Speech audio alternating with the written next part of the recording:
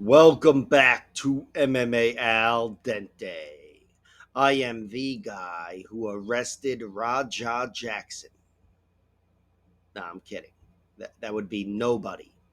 Nobody arrested Raja Jackson. And I'm here to preview UFC Fight Night 258, Imavov versus Borralho, otherwise known as Imavov versus Borralho, otherwise known as UFC Paris. All right. Okay, opening up the card, we have Shauna Bannon taking on Sam Hughes. My prediction here has to be Sam Hughes wins, and I've got her winning by decision. I think Shauna Bannon can frustrate Sam Hughes in a few different ways, but I've got to have Sam Hughes' wrestling and her cardio. She's a bona fide round three fighter, as well as her strength, which I think will be a factor here, all carrying her to a decision victory. I think this fight plays out where Sam is going to be leading the dance, trying to crowd Shauna Bannon, who's going to be looking to joust with her lead leg. She really relies on that lead leg as a weapon, as a rangefinder, and as a pogo stick. Or maybe that's the other leg, and she's kicking with it. I don't know. But she's definitely in love with that, and I think Sam Hughes can attack that leg. Shauna Bannon can't be as reliant against Sam Hughes, who's going to be looking for entries. And Sam Hughes is the wrestler here. She's going to be the one scoring the takedowns. And overall, even though Shauna Bannon's got something to offer on the ground, and I knew that even before she submitted Pooja Tomar, but I don't think she's going to have enough for Sam Hughes. Not enough to submit her. Maybe she could frame an armbar. She's pretty crafty there, but I've still got Sam Hughes being too tough to submit and too strong to buck off. And I think Sam Hughes will only get better as the fight goes on, and she's going to win a decision victory. As for the finishing potential, I think Shauna Bannon's only path to victory is an armbar, as for a finish. And for Sam Hughes, whether it's a submission or a TKO, it's in round two or three. Sam's cardio taking over and her starting to weigh on Shauna Bannon.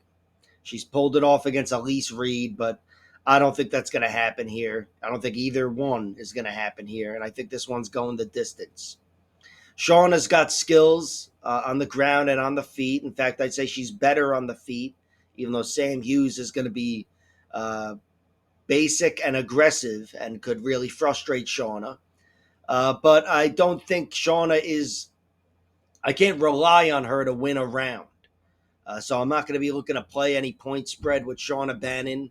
And Sam Hughes, who is a big favorite, she is now minus 380.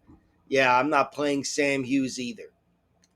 I'll probably go reaching for some props like a jerk off, but with nothing serious. In general, I'm staying away from this, but the pick is Sam Hughes wins, and I've got her winning by decision. Maybe if that line is really worth it, I would play it, but I doubt it when it's being set off of a 4-1 money line. But yeah, Sam Hughes has to be the pick. She's one of the most reliable round three fighters. Typically wins that round in victory or defeat. And in here, I think she's got a much more manageable physical test where she can impose herself physically and be the dominant wrestler, bully, and all that. And yeah, Sam Hughes has to be the pick here. Got her winning by decision. Next up, we have Rinat Fakhretdinov versus Andreas Gustafsson. My prediction for this fight is Andreas Gustafsson wins, and I'm going to go with him winning by decision. I've gone back and forth on this fight all week, but I have settled on Andreas Gustafsson winning. The basis for the prediction is something's got to give with Rinat Fakhretdinov. He's got a perfect UFC record, and the resume itself, the names on the record, are really, really impressive. Where if he was making his UFC debut here and I was telling you about these fights, I'd be saying, look, they were all close fights and he kind of fell off a cliff in some spots down the stretch, but he still got victories in one way or another over Nicholas Dalby and Carlos Leal and fucking Elizao Zaleski dos Santos. That was a draw, but whatever. And he's got impressive wins before that over Brian Battle and yada, yada, yada. My point is his resume warrants respect, Rinat Fakhretdinov. He's the undefeated UFC fighter here, even though Andreas Gustafsson is also undefeated, but he's 1-0, so it's different. But that one victory was incredible. It was over Chaos Williams, who, while he may not be as impressive as every name on Rinat Fakhretdinov's UFC record, he's still a very respectable fighter. And I've only seen him not look respectable once, and that was against Andreas Gustafsson, where Gustafsson just drowned him, just outworked him and beat him up, and really just dominated him in the end. It was a really impressive debut, and it was a great showcase of his traits. He's got physical traits, he's got cardio. He, in a lot of ways, reminds me of Vinicius Oliveira. I mean, they're radically different fighters. That's a stupid comparison, but he's a big physical guy with better cardio than somebody with his physicality has any right having, if that was a sentence. And yeah, I think Andreas Gustafsson is guaranteed in my head to be the better man in round 3. So that's really the basis for the prediction. But I think Rinat Fakhretdinov can uh, prove me wrong on a technical level. He can just prove me wrong on a technical level, being too much for Gustafsson. Rinat on the feet, he's not very technical, but he's very dangerous. But inside, he's a really good wrestler and he's got really good control. So maybe he can just shut down Andreas Gustafsson, slow this fight to a crawl, and dominate him even. But I think Gustafsson is twice as strong as Brian Battle. I think Gustafsson will concede takedowns here, at least one of them. But I think he's going to be pushing through it and forcing Rinat to tire. And I've got him outworking Rinat on the feet and maybe even getting in his face and taking him down in the second half of the fight. Rinat, despite his resume, yeah, he has slowed down against Elizario Zaleski dos Santos and Carlos Leal and Nicholas Dalby. Who doesn't? Dalby's a really good round 3 fighter. But again, Gustafsson, he's really impressive. And I know he's only been defeated twice. They're both by decision. He's got no major strikes against him. He lost to a good journeyman type of fighter 5-6 years ago, but then since then the only loss was to Joilton Luderbach, who was supposed to be in the UFC a few months ago, but whatever happened happened. But I think Andreas Gustafsson looked as sharp as he's ever looked in his last fight against Chaos Williams. Here, he's had more time to sharpen his skills coming in on a full camp. I think he's going to be outlasting Rinat Fakhretdinov. And I've got that being the story of the fight, at least the story of the decision. But the odds are really close. I have not bet on the money line. I've bet on the over because, again, I think this fight is really close. But yeah, that the money line is a toss-up. They are toss-up odds. So it's enticing. My pick is Andreas Gustafsson with a strong round 3, carrying him to a victory. Okay, next up we have Robert Bryczek taking on Brad Tavares. My prediction here is Tavares wins, and I'm going to go with him winning by decision. And the basis for the prediction is he's got good leg kicks. And Robert Bryczek a few times has been beaten at kicking range. And I think Tavares is going to be overall the better striker, despite being the older guy with the worst chin. And I think Brad Tavares is going to outkick and outwork Robert Bryczek. I think Bryczek's primary path to victory is knockout. Decision is certainly possible, I guess. But again, I think his hands would have to bring some big moments because the small moments I've got belonging to Brad, who's got good hands himself, but better kicks. And Robert Bryczek is pretty much a pure boxer.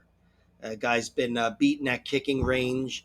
And I'm talking about before coming to the UFC, but of course in the UFC against Ihor Potieria, which I picked him to win, by the way, but that was mostly based on my doubt in Ihor Potieria. But certainly after suffering that defeat, I've got Tavares winning this fight.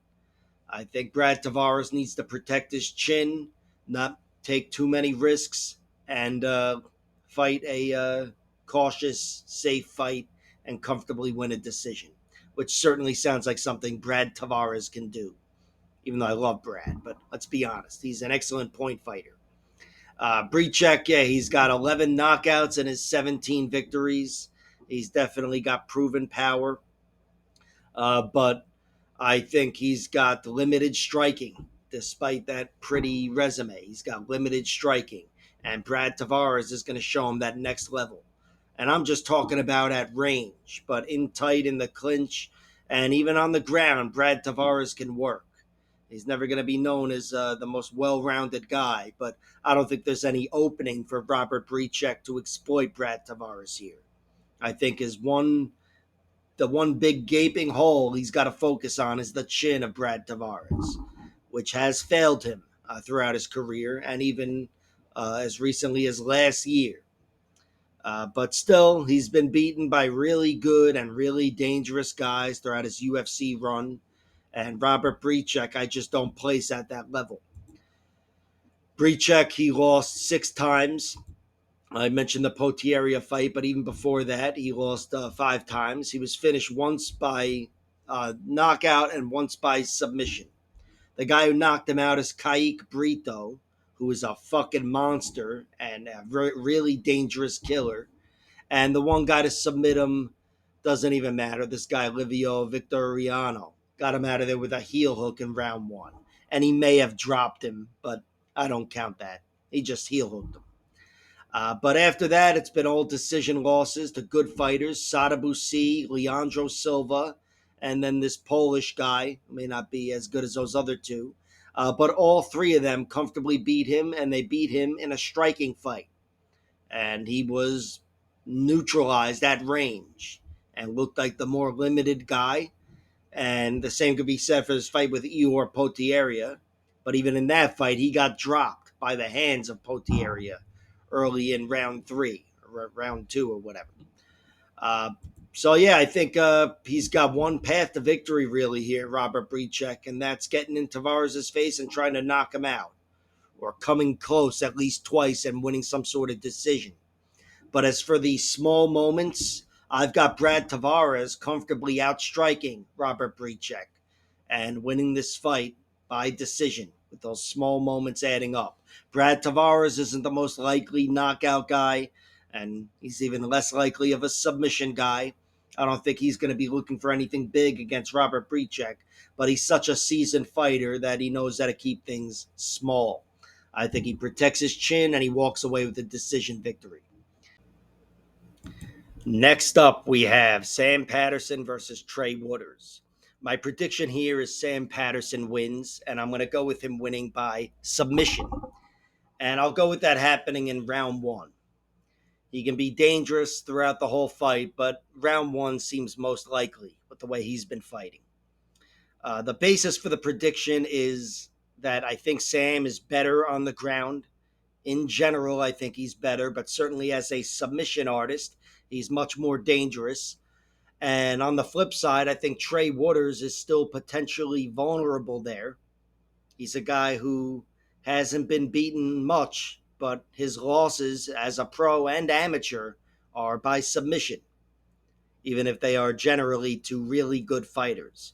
There's some unknown guy, and then the other two are really good fighters, and that includes Gabriel Bonfim, the one guy to beat him as a pro.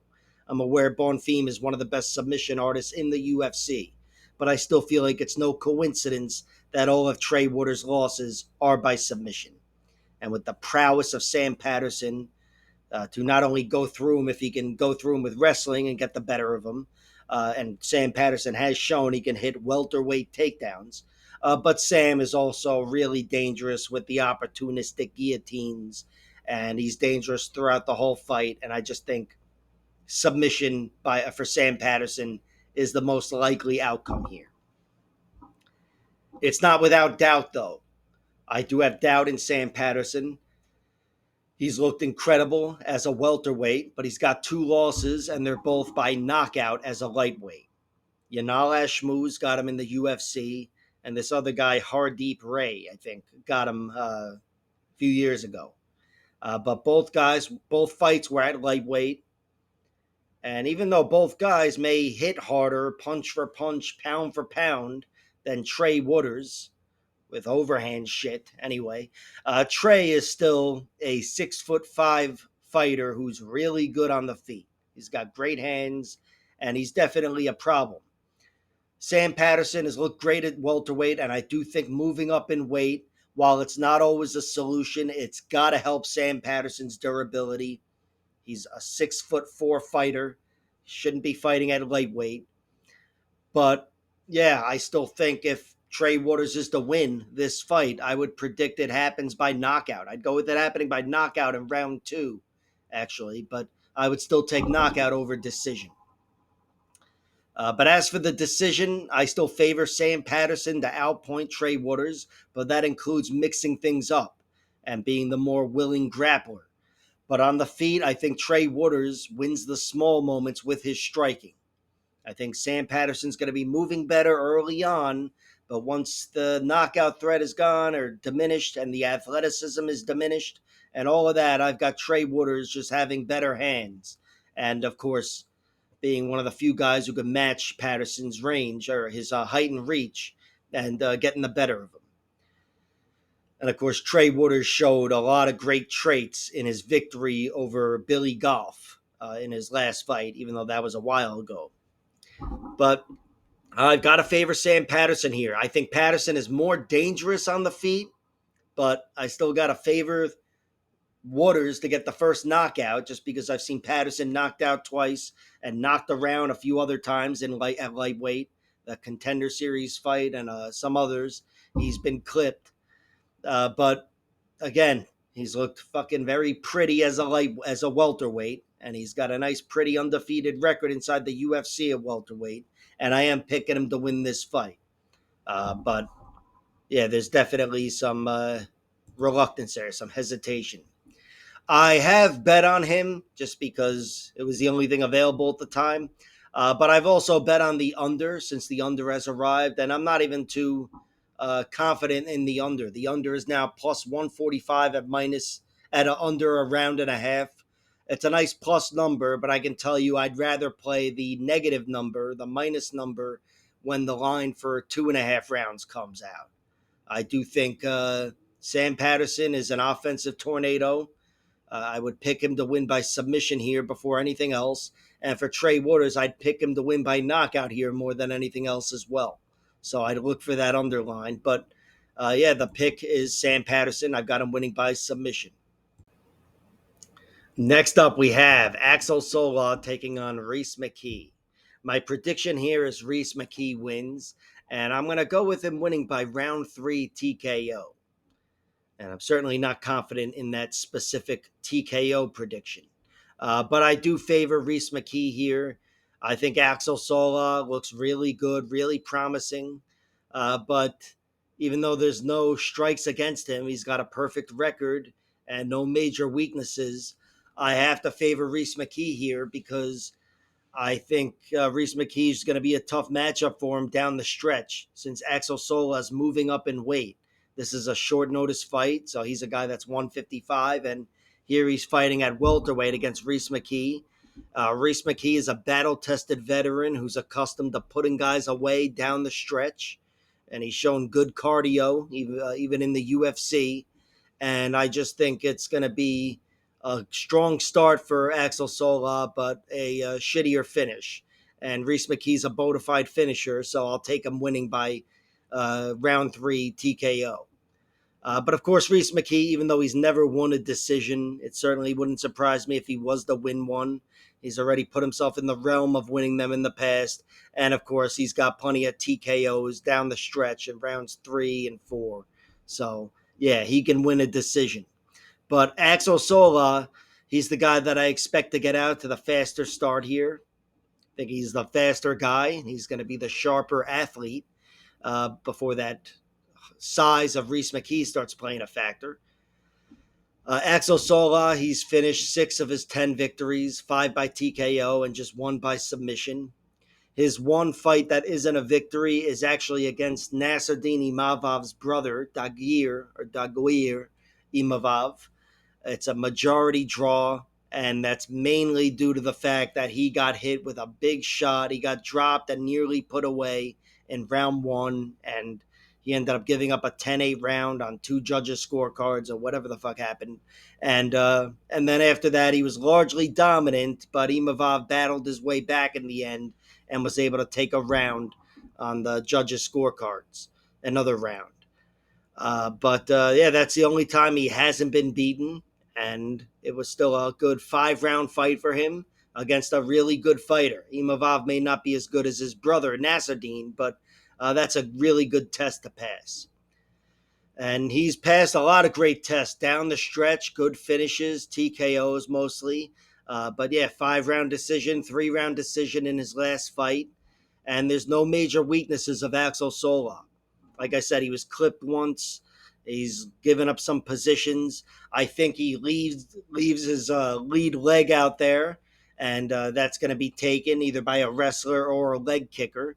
He puts too much weight on that, and it's going to be exploited. But I'm aware on the regional scene anyway, he uses it as a bait, and so far he's passed every test and looked really good.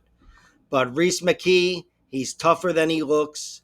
He's only been taken out a few times, 2 TKOs.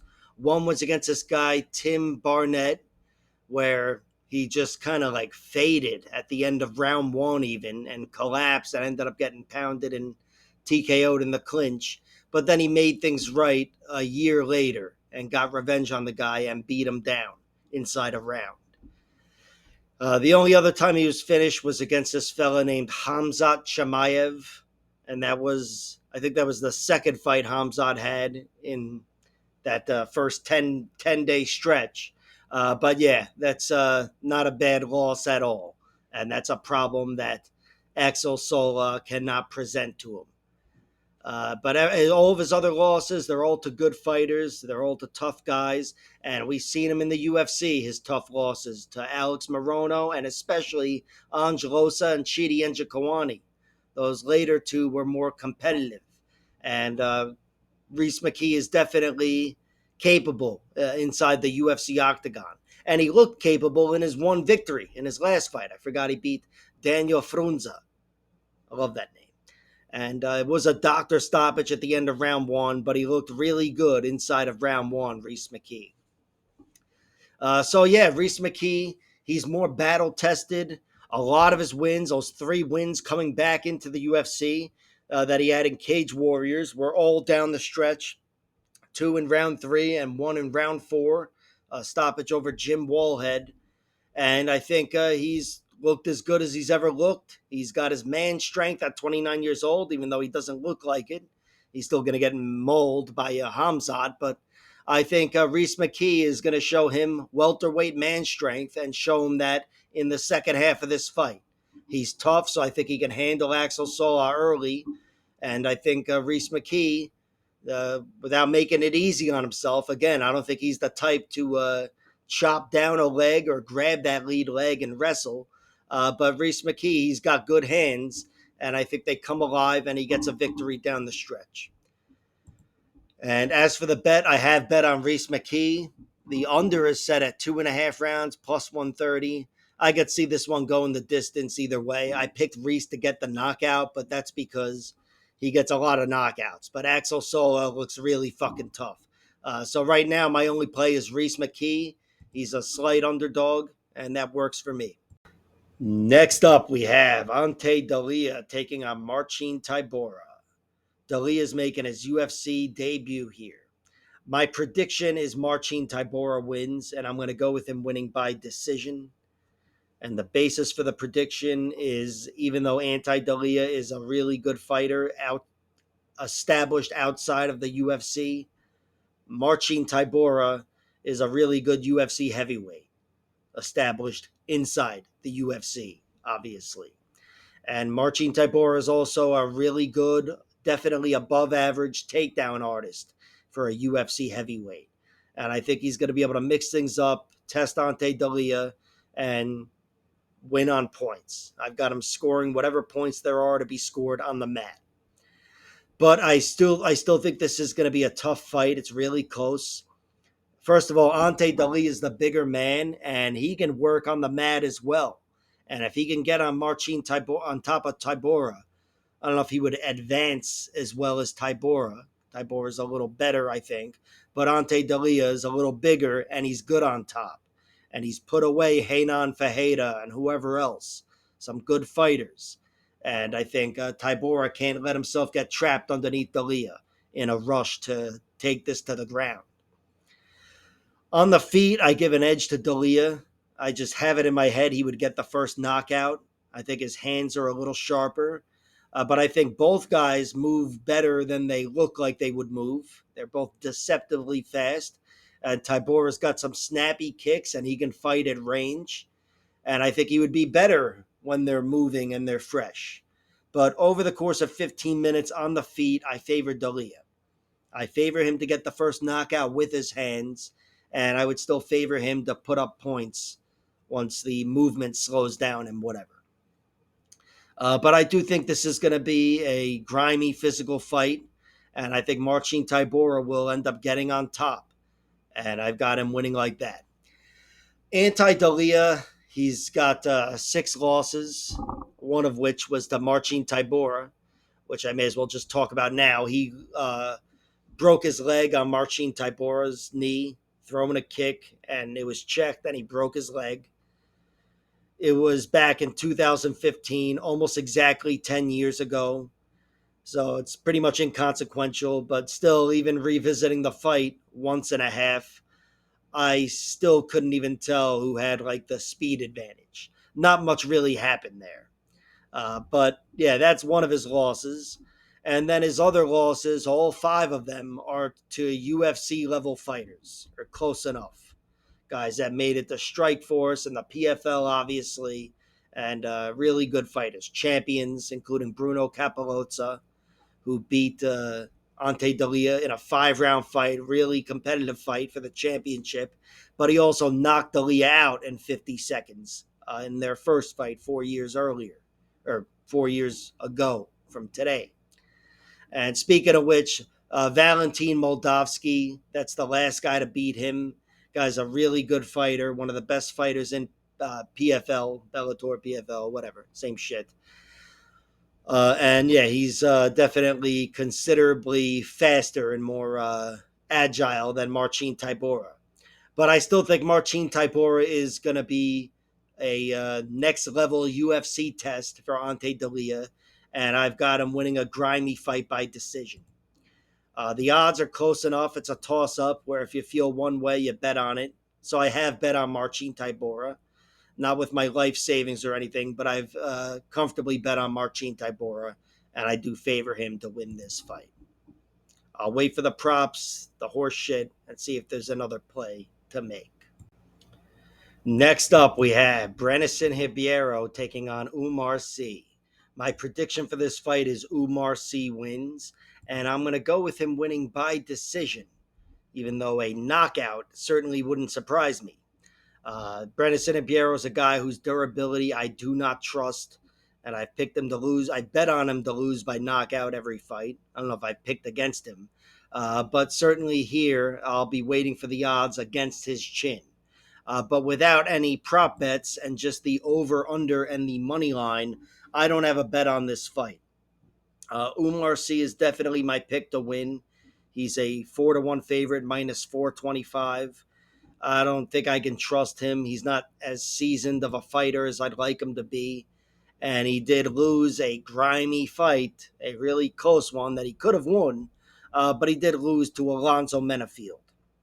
And I do feel like Brennison Ribieiro, as vulnerable as he is also really dangerous. I think he's the sharper guy when it comes to refined grappling and striking.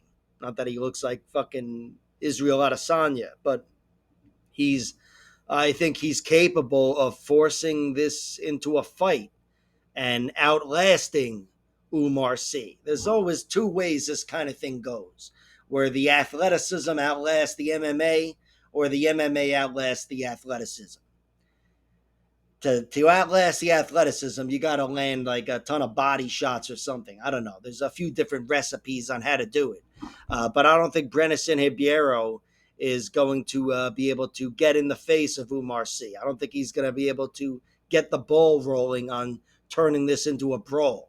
I think Umar Sy is always going to have physical and athletic advantages. Not that Brenison Ribieiro is a fat guy like me, but Umar Sy will be able to move his way out of any danger, and I think muscle around Brenison Ribieiro as well.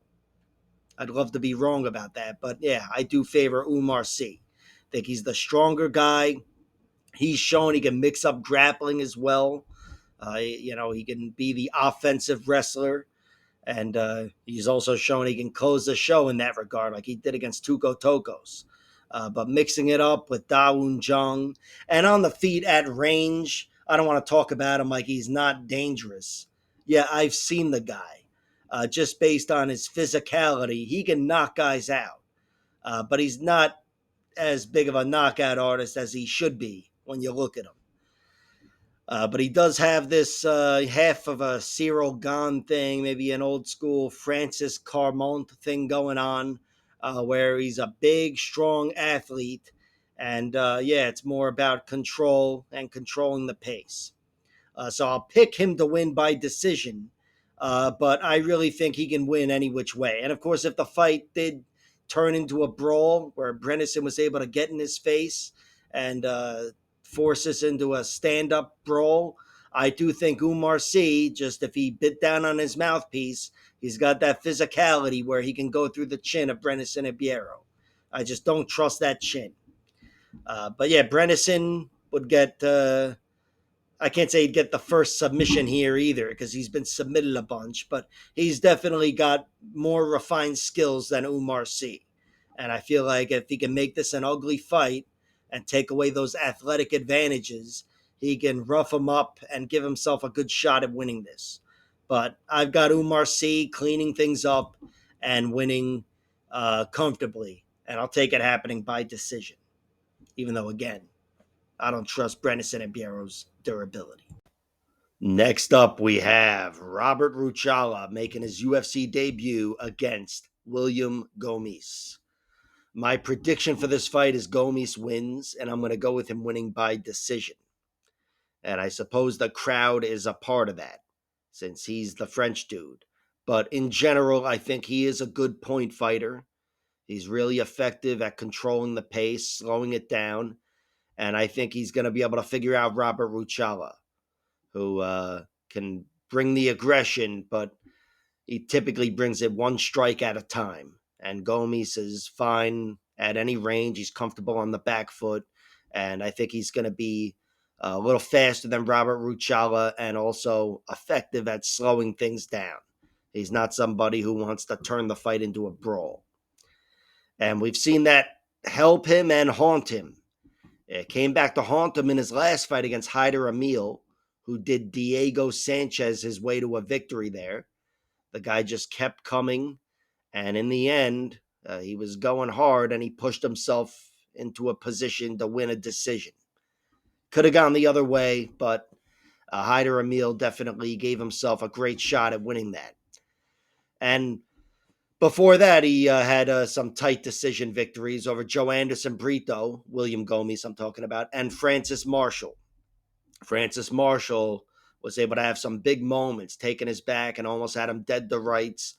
Joe Anderson Brito, I did think he won that fight against William Gomis, but Gomis, kind of like the opposite of the Thr Emil fight, his style was effective in taking away the danger of one of the most dangerous guys in the division, and he put himself in a position to win a robbery in that fight. And that's what happened. And he got a nice third round TKO over Giannis Gamori, even though he kicked him in the balls. It goes down as a body kick. But yeah, in general, I think William Gomis is really tough enough to stand up to the danger of Robert Ruchala.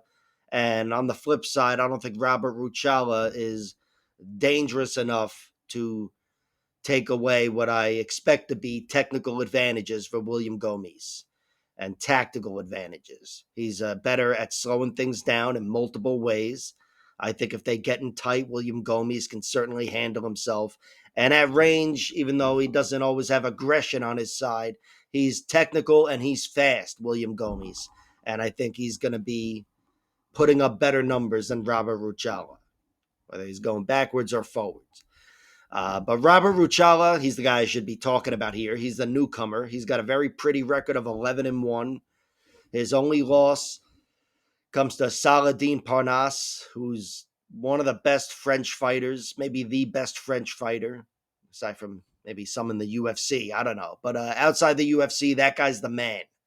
And he was able to knock him out in round 4 with soccer kicks, a soccer kick to the body anyway. Robert Ruchala was kind of being beaten down at that point. He wasn't looking too good anyway, but yeah, on the ground, he got hit with a big body kick and taken out in round 4, championship rounds. And speaking of which, he's been in the championship rounds, Robert Ruchala. He's been a championship level fighter. He's gone 5. He's also gotten finishes down the stretch in round 5, in round 3, quite a few times. And yeah, that's his only loss to Saladin Parnasse. Although he had a fight with Damian Stasiak, former UFC fighter, that was really close. I thought Damian Stasiak pushed a little harder in the end and should have won a decision, but Robert Ruchala still, in general, shut down his grappling after a round or so, and it was a close fight, and he got the victory. Whatever. But yeah, I think he's definitely a good fighter, and he's got a lot of great traits. And I think this is a good matchup, but I expect William Gomis to be better than him. I think Gomis is not a guy that has any major weakness. There's no major hole in his game, submission defense, body shots, or chin. And I think Robert Ruchala is going to have a hard time forcing his type of fight here. I think Gomis is going to be neutralizing him. So William Gomis is the pick. And William Gomis is not the bet, nor is the over. But I'll see if there's a way to cover my bet with a prediction. I do think this one goes the distance. Gomis isn't the best finisher. And again, Ruchala's never been finished inside of 3 rounds. So, yeah, definitely Gomis by decision. I'll see if there's a bet. Next up, we have Patricio Pitbull taking on UFC newcomer Hussein Keita, who comes to the UFC with a lot of hype. My prediction for this fight is the hype is somewhat halted by Patricio Pitbull, who wins a decision. And the basis for the prediction has nothing to do with any downside of Hussein Keita. I don't think there is any downside. No major holes and no minor holes even. But my prediction is based on the upside in Patricio Pitbull, who's still one of the best fighters of all time outside the UFC and even inside the UFC. 1-1, but he beat Dan Ige in his last fight, which is not an easy thing to do. And I think Patricio Pitbull, despite being in his late 50s, he's still an effective fighter, even though I see him as more of a neutralizer here in the UFC. Again, in his late 50s.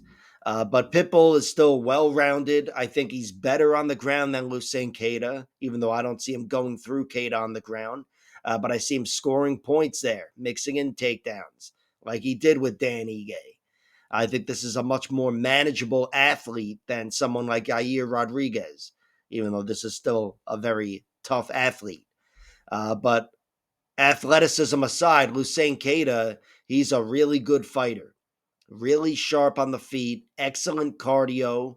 He's got a bunch of finishes down the stretch. He's gone 5, he's gone 3, and he's never lost, aside from the one injury loss that he has.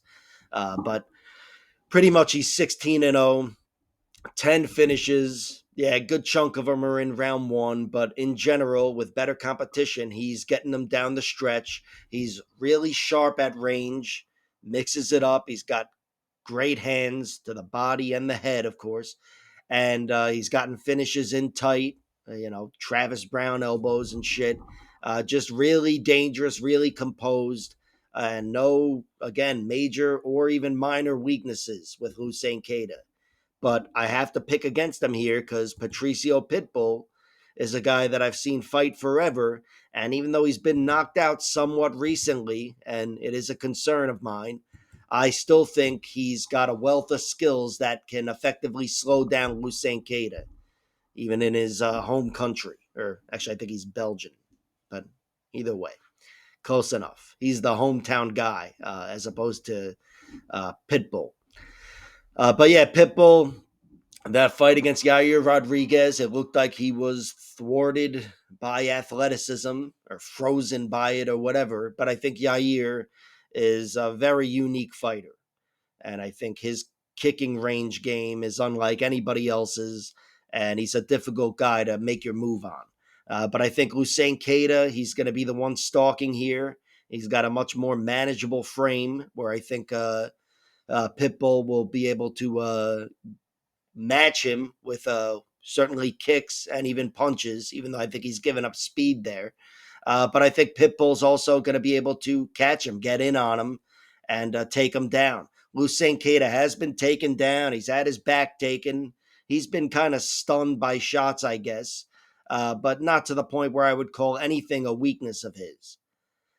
But this is a different level of competition. I know Pitbull isn't the most established UFC commodity, but of course, he's been a top level fighter for years and years and years. And I think here, he's definitely not in his prime. How could he be? But he's still looking pretty solid. He got knocked out a few years ago, but he took that fight on very short notice against Chihiro Suzuki. And that was a short notice thing, going up in weight. I think he was really unprepared and just said, yeah, I can rely on my talents and my skills. And physically, he was not there and he was overwhelmed and got knocked out. But since then, it's been some more high level competition and higher level competition, and his chin has been there for him. And actually, his power's been there for him, getting knockdowns as well. He clipped Dan Ige good. But I still think here it's not going to be about big moments for Pitbull. I'm not saying he can't knock down Lucien Keita or even knock him out or submit him. But I think Pitbull's going to be neutralizing him. I think it's going to be about those leg kicks when Lucien Keita is looking to make his move on the feet. And I think it's going to be about timely takedowns. And Pitbull not trying to go through him on the ground, although he can with a nice guillotine or something. Pitbull's still the first submission victory goes to Pitbull in this matchup for sure. But I think Pitbull is a really well-rounded guy whose skills will carry him to a victory over Lucien Keita, especially by mixing it up.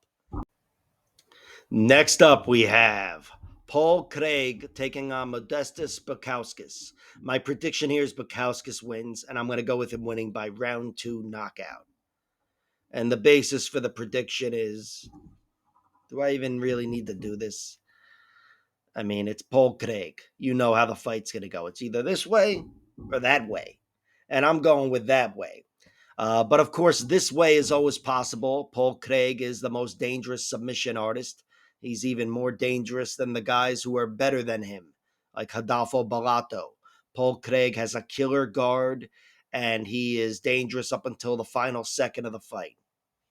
Just ask Magomed Ankalaev about that, or Kennedy and Nzechukwu, or whoever else. But yeah, he's got a killer triangle, and I'm sure he's got every other sub in the book as well. Bukauskas can't relax with Paul Claig, but I still favor Bukauskas because he's got a lot more going on the feet, and I think he's got a lot more going on physically.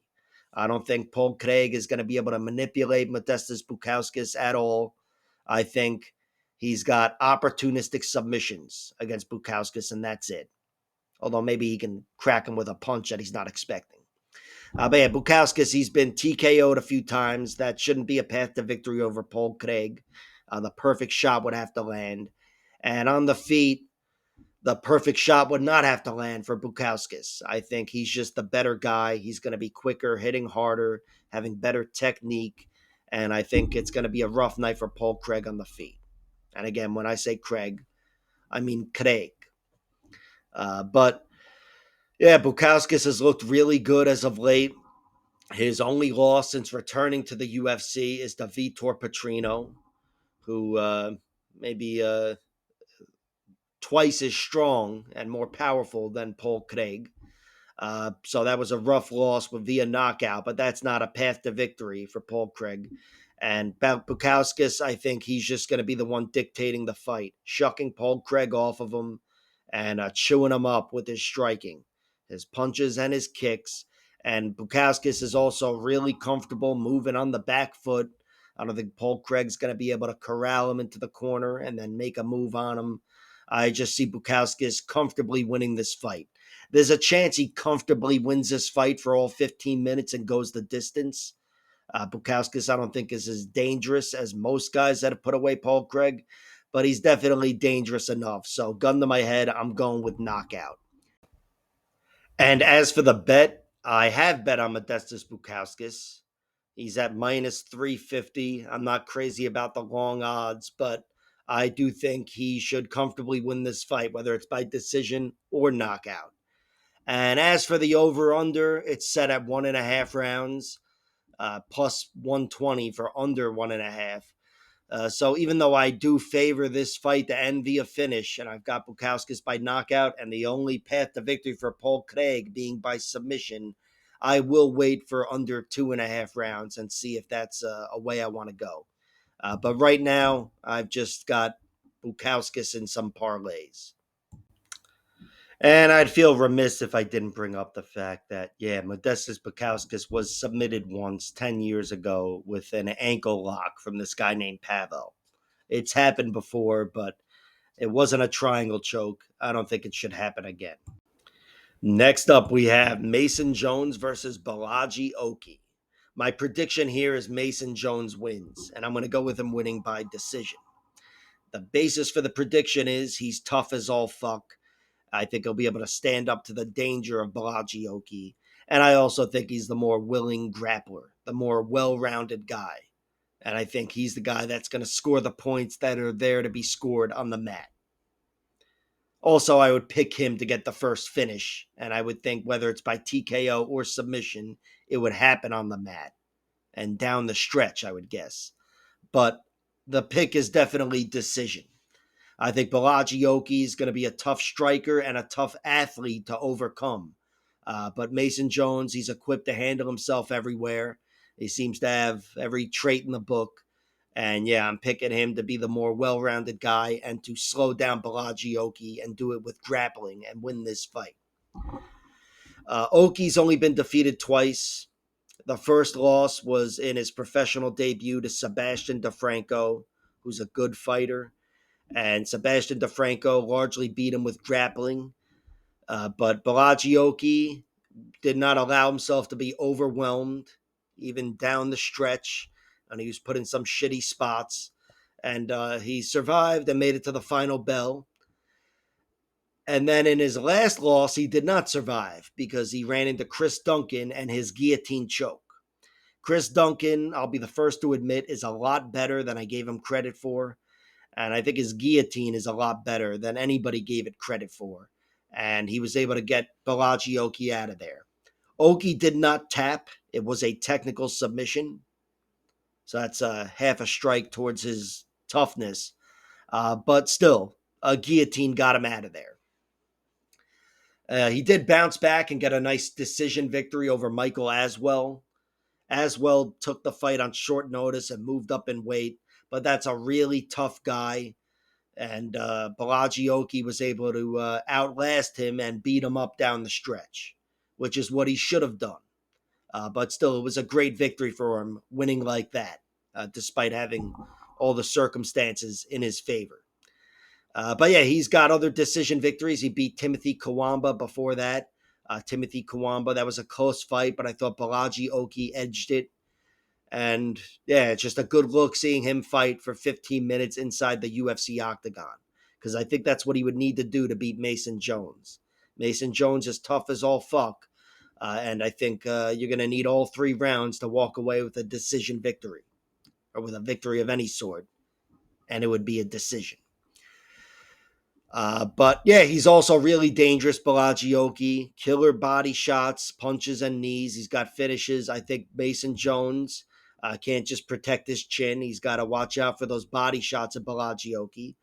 But I think Mason Jones in general is going to be really too tough to put away.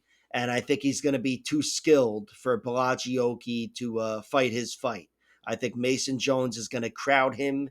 I think Mason Jones is going to mix in takedowns. I think he's got good takedowns, and I think he's heavy on top. He may not be able to go through Balagioki, but I don't think Balagioki is going to be able to move him.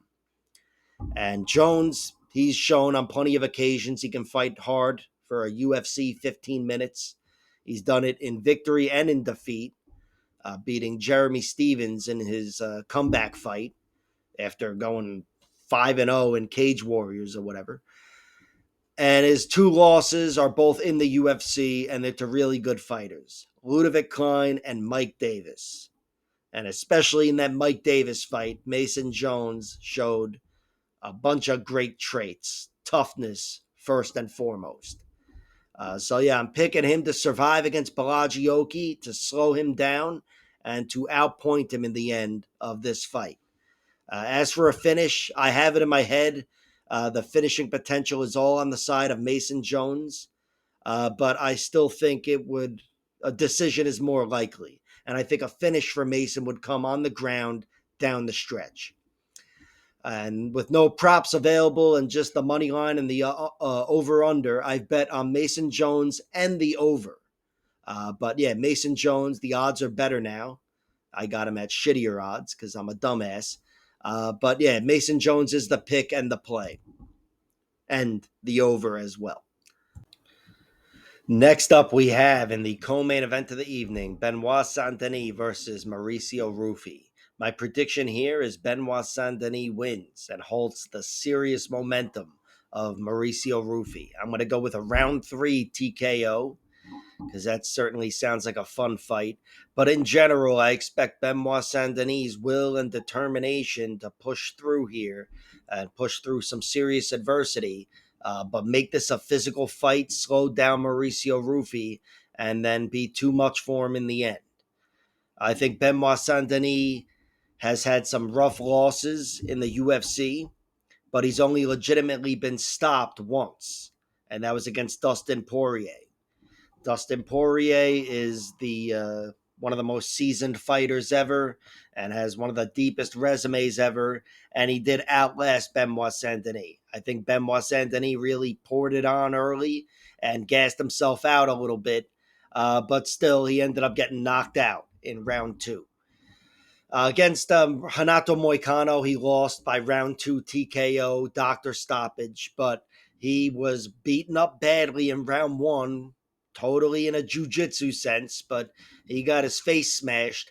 But that was it. After that, I thought he turned things around, and I had bet on him. I had a live bet on him at the time, and I thought he was taking over the fight, but the damage had been done, and the fight was stopped. But still, I thought that was a great showcase of his traits, even though it's a big loss on his record. And of course, the other loss on his record was Zaleski dos Santos, Elizio Zaleski. They always have 4 names. And Zaleski kicked the shit out of him. That was a really tough fight for Benoit Saint-Denis. He was a smaller guy moving up in weight on short notice. I think he stubbed his toe. I don't know. There was all kinds of shit going against him there. Major strikes against him circumstantially, but that was a true showcase of his traits. Not in victory or anything close, but he needed a ref as well who was going to let him take a beating. But he took a beating and he stood tall for 15 minutes. So my point is, in general, he's shown durability. But Poirier is the one guy to knock him out. I bring that up because Mauricio Ruffy is really fucking dangerous. And I think first and foremost, his path to victory here is a knockout. And I would go with it happening early, even though you could argue the Poirier fight was later, or at least halfway. But Mauricio Ruffy, I think he's going to have a distinct striking advantage early on. He's very flowy. He's a difficult guy to read. His strikes themselves are really sharp, but his movement is even sharper. And I think he's going to be a tough guy to corral. But Benoit Saint Denis, he's got mean body shots, and he's got the opposite stance here. I expect him to be trying to work that body and get in tight and make this a physical fight. These guys have similar height and reach. I think Saint Denis is a little stronger in tight, just from having seen him offensively grapple. But Mauricio Ruffy, he's definitely the much better striker than he is a grappler, but I still don't think, I have no reason to assume he's weak on the ground. I just think Benoit Saint Denis has looked so good on the ground that he's got to be better, with the Renato Moicano fight notwithstanding. But Benoit Saint Denis, he's definitely going to be the slower guy here, and he's going to be up against it athletically. I think, he's got a match for him in physicality and power, but in speed and athleticism, I favor Ruffy, and he's also the craftier striker. But Benoit Saint Denis, I think, is better on the ground and tougher in tight, and I'd give an edge to him down the stretch, even though typically he gets it done inside the distance. But Ruffy, despite a nice win on the Contender Series over the Russian dude where he outlasted him, and he ended up breaking the guy down and getting him out of there in round 3, he's shown cardio issues inside the UFC and beforehand. His one loss is to Manuel Sousa, who just got into the UFC with an epic TKO on the Contender Series. So, he's an awesome fighter. But in that fight, Mauricio Ruffy was doing well. I clipped him as the guy was coming in, had the biggest moment of the fight, but I think he slowed down with a lot of physical clinch work. And then in round 2, with his guard down and him a little more tired, he got clipped with a big shot and knocked out. So that's the story of his one loss. He's to an excellent fighter, but he slowed down there. And against James Yantop in the UFC, he distinctly slowed down there against Yantop. James Yantop did not look too good early on, and Ruffy had a lot of moments, every small moment and a ton of big moments, but he wasn't able to close the show, and Yantop outlasted him. Benoit Saint Denis may not be Mr. Round 3. He's typically round 2, if anything. If he doesn't get it done in round 1. But he's shown so many great traits on many different occasions, most of them losses. And he's also shown willpower, consistent willpower. And I think with his physical style, he's going to slow down Mauricio Ruffy and take over this fight. So I've got Benoit Saint Denis. I've bet on him. He's plus 170 now. I actually got that at better odds for once. Usually I'm the jerk off. But yeah, he's just inside of a 2-1 favorite he's been, and I think he wins this fight. As for the over-under, it's set at 1.5 rounds. I would favor over, just based on my prediction. But if I'm wrong and Ruffy wins, I think it happens in the first half of the fight. I think he's got a distinct athletic advantage, and before things slow down, his danger is going to be the story of anything that happens in that first half of the fight. So, Benoit Saint Denis, I'm going with him. Hopefully, he gets a nice win in France.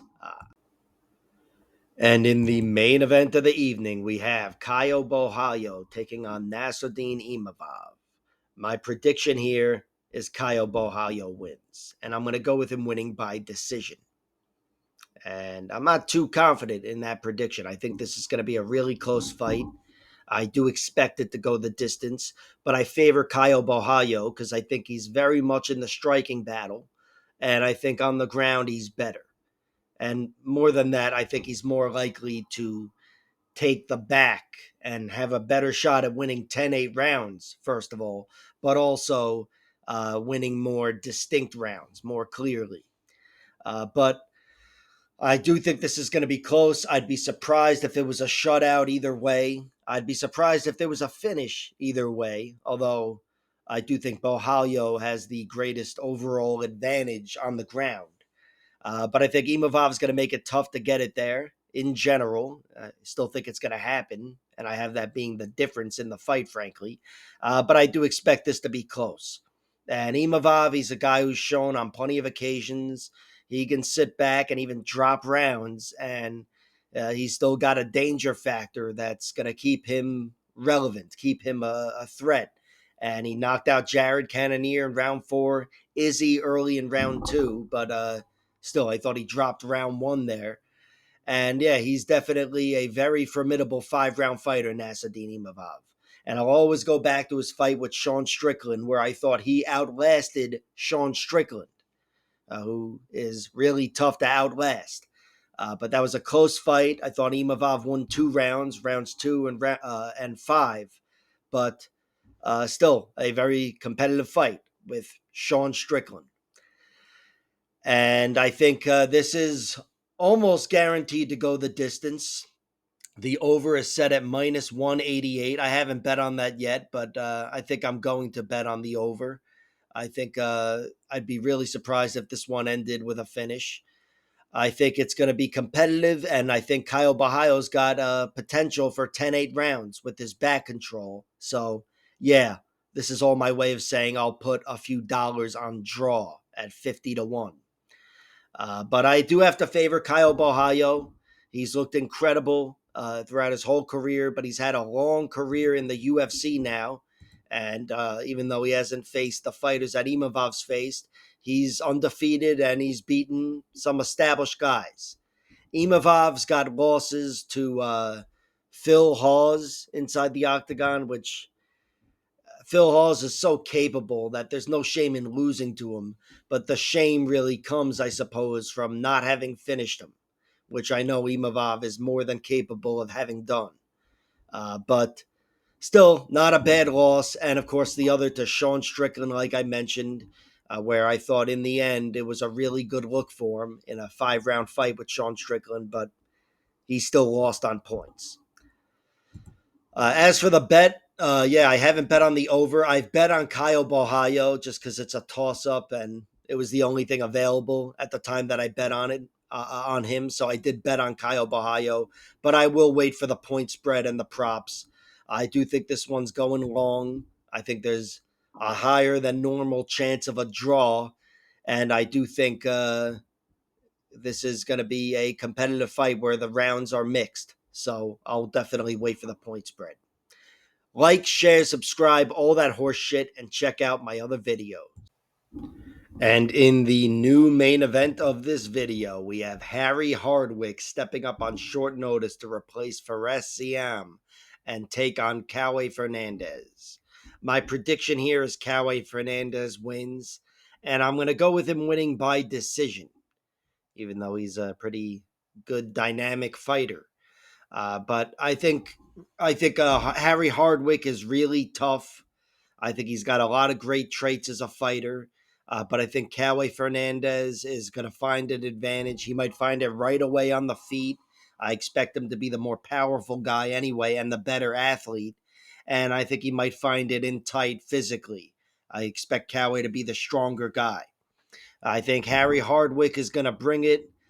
This guy's a well-rounded guy himself, and he's got a lot of great experience, good fighters on his resume, and he's won many different ways, a lot down the stretch. And he's a champion. He's a champion, a Cage Warriors champion, and a championship level tested fighter. But I still think Kaue Fernandez, with his lesser experience, with his fewer fights, he is going to be the man dictating things here, and he's not going to be overwhelmed by Hardwick.